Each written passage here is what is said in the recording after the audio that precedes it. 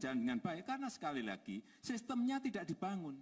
Sistem yang baik tidak dibangun di situ.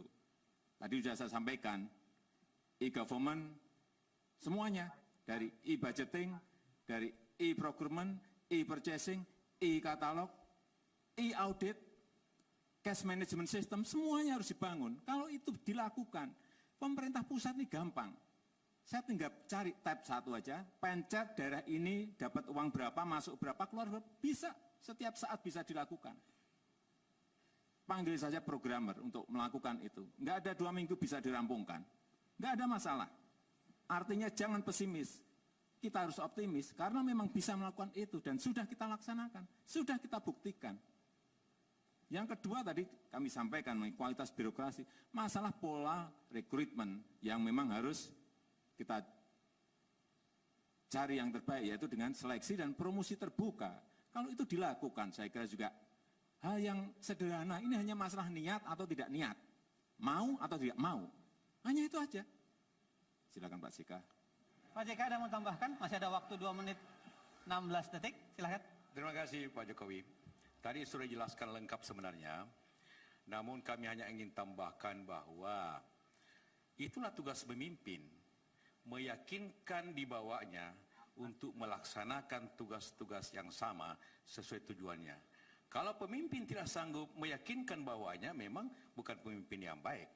Jadi jangan menyalahkan daerahnya, menyalahkan bagaimana cara pemimpin itu. Pengalaman kami, selama apa yang kita ingin tuju itu dapat yakini dengan baik, sesuai dengan tujuan bernegara, kemakmuran, kemajuan, di daerah juga dapat dilaksanakan. Kedua, toh di pusat juga ada kegotong royongan pemerintahan, di daerah juga ada kegotong royongan yang sama, walaupun berbeda. Partai haruslah menjadi ketaatan kedua setelah ketaatannya kepada pemerintah. Dia harus ikut polisi partai, tapi yang harus diikutinya yang pertama ialah tujuan bernegara. Itulah diyakinkan.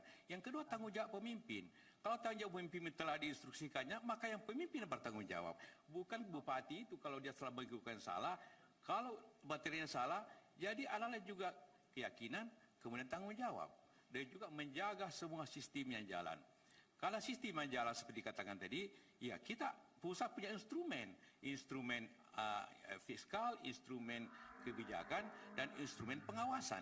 Ada BPK, ada BPKP. Kalau dia tidak sesuai dengan aturan pusat, dengan mempergunakan instrumen-instrumen itu sebenarnya pemerintah itu kuat. Kalau lembaga-lembaga memang kita mengalami begitu banyaknya lembaga-lembaga, ini memang harus dirubah. Negeri ini sudah desentralisasi, sudah otonomi. Berarti lembaga-lembaga pusat harus mulai berkurang dibanding tapi memperkuat lembaga daerah. Karena inti dari pembangunan itu di daerah. Jadi lembaga-lembaga pusat memang tidak perlu terlalu banyak. Ini memang harus streamline sehingga ada penciutan daripada lembaga-lembaga yang tadi seperti itu. Tentang kualitas reformasi saya kira Pak Jokowi berpengalaman, kita semua berpengalaman. Kita ini orang baik, yang penting prosedurnya, pendidikannya, latihannya. Saya yakin negeri ini akan jauh lebih baik dengan sistem seperti itu. Terima kasih. Pertanyaan.